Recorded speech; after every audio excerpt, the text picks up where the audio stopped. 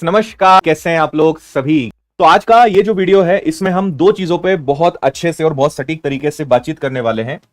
सबसे पहली चीज, पिछले जो एग्जाम में इंपॉर्टेंट टॉपिक्स आपको मैं बताऊंगा, सिलेबस बताऊंगा लेकिन अलग अंदाज में। मैं आपको जस्ट एक झलक दिखा देता हूं, सारी चीजों को हम बहुत अच्छे से समझेंगे कि बाल विकास है, बाल विकास में किस टॉपिक से लगभग कितने कितने सवाल आए हैं। मतलब टॉपिक वाइज मैं आपको पूरा निष्कर्ष देने वाला हूं, ऑल सिलेबस का, पूरे सिलेबस का। तो ये आपका रहने वाला है। तो ये सारी चीजें बताऊंगा, सिलेबस को और इंपॉर्टेंट टॉपिक्स को बहुत ध्यान से समझना, इन सब चीजों को मैं बताऊंगा। तो आप सबसे मेरी रिक्वेस्ट है कि पूरा सेशन आप पहले पूरा सुनिएगा, एंड तक सारी चीजों को देखिएगा। उसके बाद आपको एक अच्छी डायरेक्शन मिल जाएगी, एक दिशा मिल जाएगी कि किस तरफ आपको जाना है ना। लेकिन बहुत रिसर्च और स्टडी के बाद ये टॉपिक जो है हमने आज का जो सेशन है वो तैयार किया है। आगे बढ़ते हैं।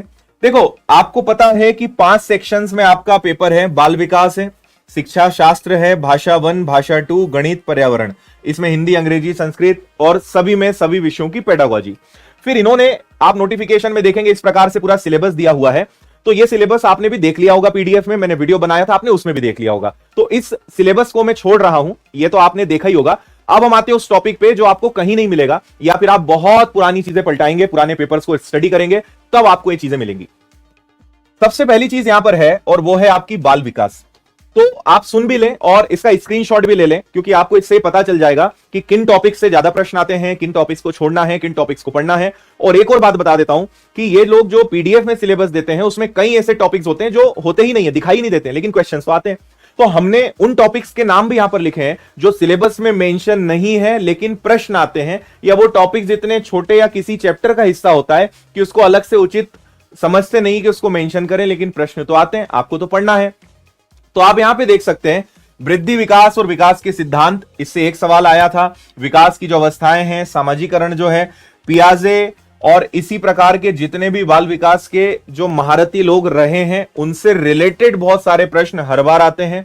बुद्धि, व्यक्तित्व, भाषा, सीसी, बाल केंद्रीय शिक्षा, विकास के विभिन्न स्वरूप और सारी जो स्टेजेस है, इससे भी प्रश्न सबसे ज्यादा आए हैं, है ना। इसके बाद अगर आगे बढ़े तो समावेशी शिक्षा से आपके 5 सवाल आए थे। देखो, 15 सवाल बाल विकास से आए थे, और अगर हम पर्टिकुलर समावेशी शिक्षा पर जाते हैं तो इससे 5 प्रश्न बने थे। और उनमें क्या क्या टॉपिक्स हैं, तो अधिगम, अक्षम बालक, प्रतिभावान बालक, सृजनात्मक बालक, है ना, और समस्याग्रस्त बालक, पिछड़ा बालक और विशेष आवश्यकता वाले बच्चे, इनसे रिलेटेड टोटल आपके 5 प्रश्न आए थे। और आपको पता है कि 30 में से 20 सवाल सब्जेक्ट के रहेंगे बाल विकास के, और 10 आपके पेडागोजी के रहेंगे। तो बाल विकास के अलावा इसी के जो पेडागोजी सेक्शन है, शिक्षा शास्त्र है, इससे आपको 10 सवाल देखने को मिले हैं। और आप यहां पे आराम से टॉपिक देख सकते हैं कि किस टॉपिक से कितने कितने प्रश्न आए हैं। मैं पढ़ के बताऊंगा, काफी ज्यादा टाइम लगेगा, आपका भी टाइम वेस्ट होगा, तो आप वीडियो को रोककर आराम से पढ़ सकते हैं, या चाहे तो आप स्क्रीनशॉट ले सकते हैं। और एक और काम मैं कर देता हूं कि इसकी पीडीएफ इस सेशन के एंड होने के जस्ट बाद मैं टेलीग्राम पे डलवा दूंगा, तो आपके लिए और ज्यादा अच्छा हो जाएगा ना। तो इसकी मैं पीडीएफ टेलीग्राम पे डाल दूंगा, आप वहां से आराम से इस सेशन के जस्ट बाद उसको डाउनलोड कर लेना, तो ये सब आपके पास आ जाएगा। आगे चलते हैं। फिर आपको पता है कि हमें हिंदी, इंग्लिश, संस्कृत और उर्दू, तो उर्दू का सिलेबस तो फिलहाल विनर्स में उपलब्ध नहीं है, लेकिन हिंदी, इंग्लिश और संस्कृत, इनके पूरे सिलेबस, इनको लेकर पूरा पेडागोजी सब कुछ आपको मिलेगा। और इनसे क्या क्या क्वेश्चंस आए हैं वो आप देख सकते हैं। तो भाषा समझ अवबोध के लिए अपठित गद्यांश, इससे रिलेटेड टोटल 15 क्वेश्चंस आएंगे। और व्याकरण, तो इन सब से 15 क्वेश्चन आए। अब यहां ये बताना बड़ा मुश्किल है, क्योंकि किसी शिफ्ट में कोई सा प्रश्न आया है, किसी में नहीं आया है, तो यहां पे ओवरऑल हमें बताना पड़ेगा, ठीक है। पर आप कुछ टॉपिक्स को जरूर देख सकते हैं। फिर इसी का जो शिक्षा शास्त्र है, जिससे 15 सवाल आए हैं, वो आप यहां पे पढ़ सकते हैं। और क्योंकि शिफ्ट वाइज एग्जाम्स होती हैं, तो कभी किसी शिफ्ट में कुछ नहीं आया, किसी में कुछ नहीं आया, इसलिए वो थोड़ा सा डिफिकल्ट होता है। तो आपको इसमें तो ये सारे चैप्टर्स पढ़ने ही पड़ेंगे, है ना।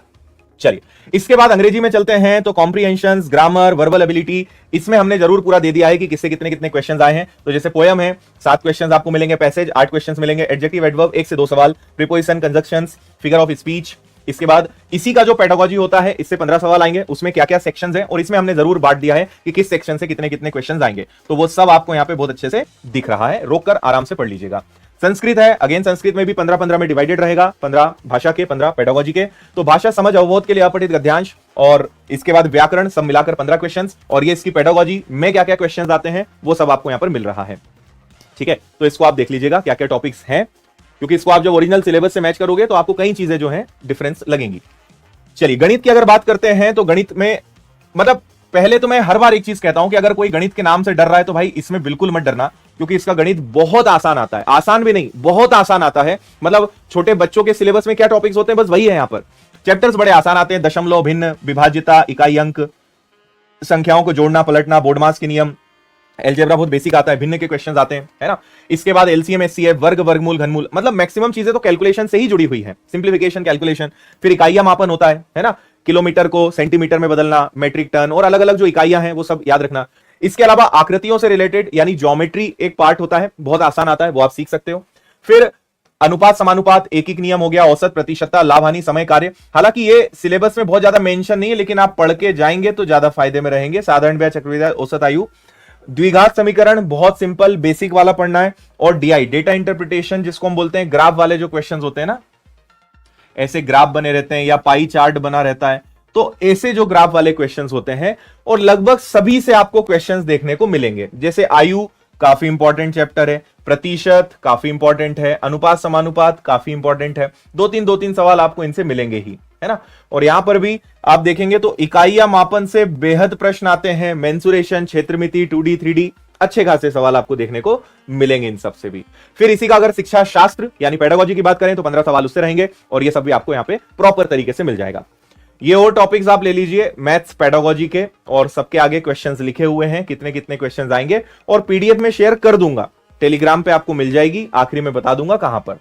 इसके बाद पर्यावरण पर चलते हैं, जो अगेन बहुत इंपॉर्टेंट है। 20 सवाल पर्यावरण से पूछे जाएंगे, तो हमारा परिवार, हमारे मित्र 2 से 3 सवाल, खेल एवं कार्य 1 से 2 सवाल, आवास 2 से 3 सवाल, हमारा भोजन, आदतें, पानी, हवा, प्रदूषण, संक्रमण, और इनके अंदर भी टॉपिक्स हमने मेंशन करें, मैं सबको पढ़ के नहीं बता रहा हूं, इनके अंदर भी सारी चीजें मेंशन है, और इतना डिटेल में व्यापम ने भी नहीं बताया है जितना आपको यहां पे मिल रहा है। प्राकृतिक वस्तुएं और उपज सभी लगभग इंपॉर्टेंट है, ये थोड़ा कम है, ये दोनों इससे ज्यादा महत्वपूर्ण है। मानव निर्मित साधन, क्रियाकलाप, अंतरिक्ष विज्ञान, इसमें अंतरिक्ष विज्ञान आपके लिए काफी इंपॉर्टेंट है, 4 से 5 सवाल आपको इसके देखने को मिले हैं। फिर इसकी पेडागोजी पे आ जाएं तो आप पेडागोजी में वीडियो को रोक के बाद में आराम से पढ़ सकते हैं। टोटल 10 क्वेश्चंस आपको पेडागोजी से पूछे जाएंगे।